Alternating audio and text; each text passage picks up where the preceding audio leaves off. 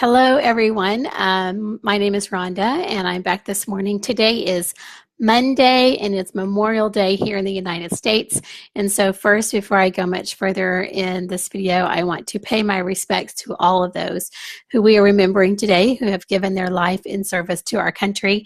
And thank you to all of the families and friends of those who have supported their service and their contribution. Yesterday's video celebrated my 500th class, and this morning I just finished a string of about 4 classes starting at about 6 o'clock this morning.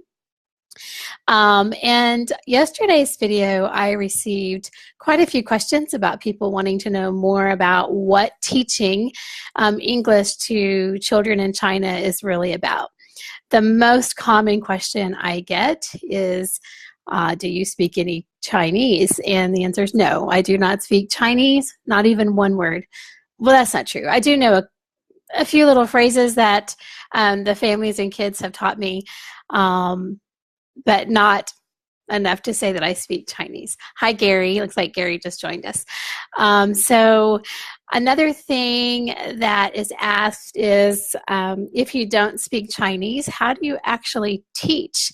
And there's theory in English as a second language where basically you use everything you have. We call it TPR, which is total physical response, to really gesture and teach kids what we want them to learn. So here's an example. Here are some of my favorite props that I've collected over the last year or so. And I get a lot of these ideas from other VIPKID teachers.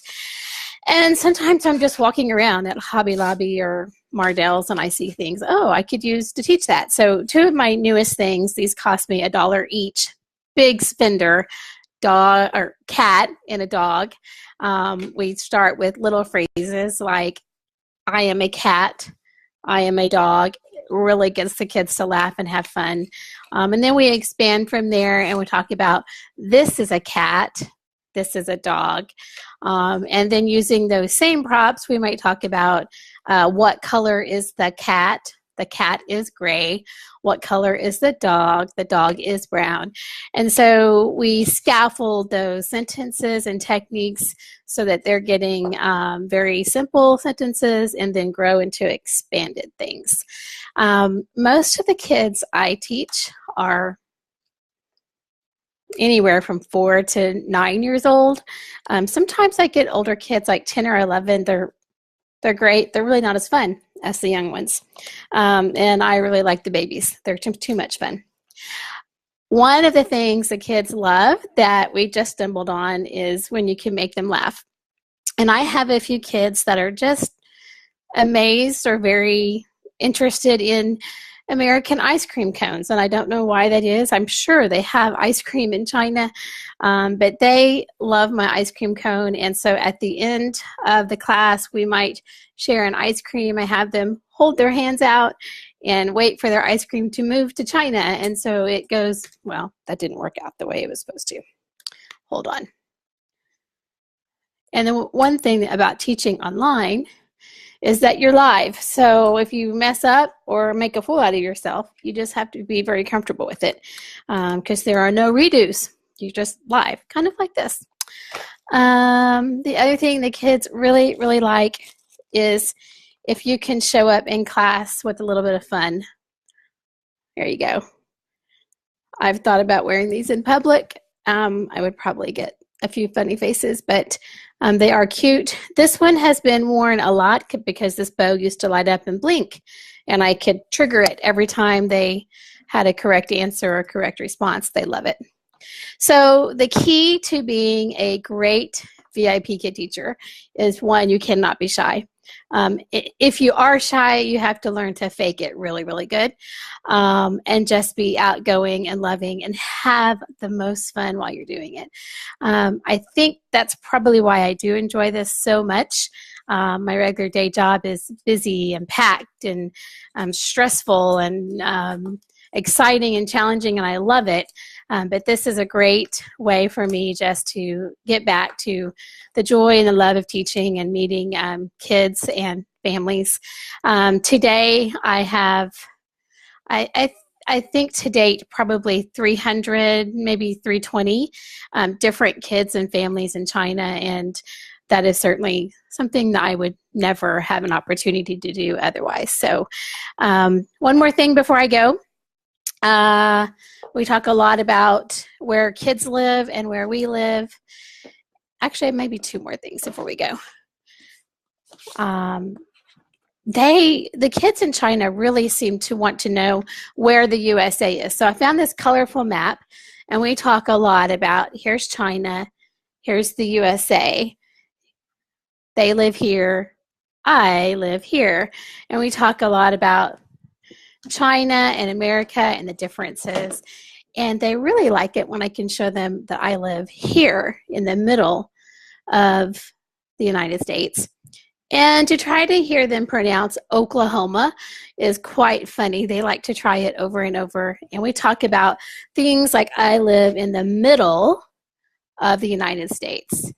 So really what we do is teach kids English with curriculum that's aligned to the Common Core standards.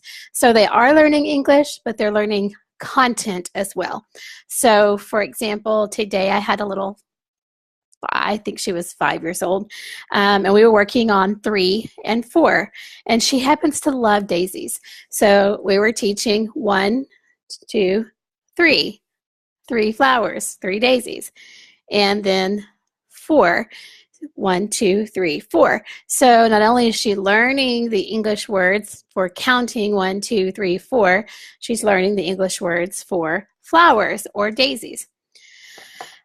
I've said way too much. That may be more than you want to know, but I have gotten a lot of questions about how do you teach Chinese kids English when you can't speak Chinese, and what are you actually teaching them? So we teach grammar, we teach content, we teach conversation.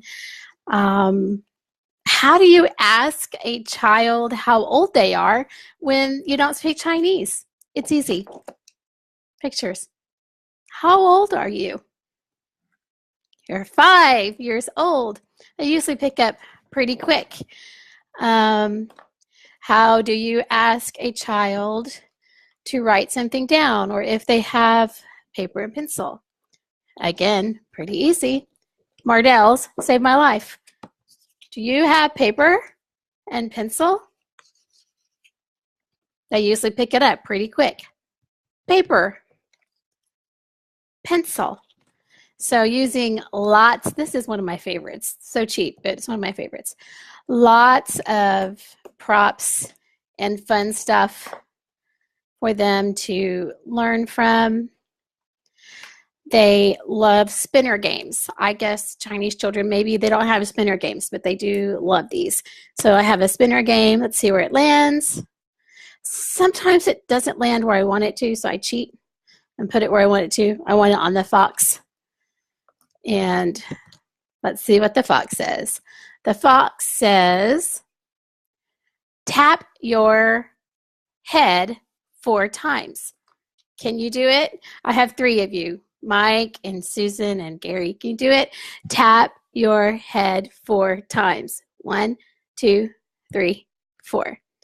Of course, they don't know how to read this, and sometimes they don't know exactly what I mean, but showing them what I'm doing and saying the words is how they learn the language. All right. I think I have said everything I can say right now. I hope I answered all the questions. Some of you have emailed me or asked me in messages. If you have questions that you want me to answer, please, please, please let me know. I don't mind sharing my classroom with you, and you all seem to be very interested in it. So thanks, and have a happy Memorial Day, and spend some time with your families. Bye.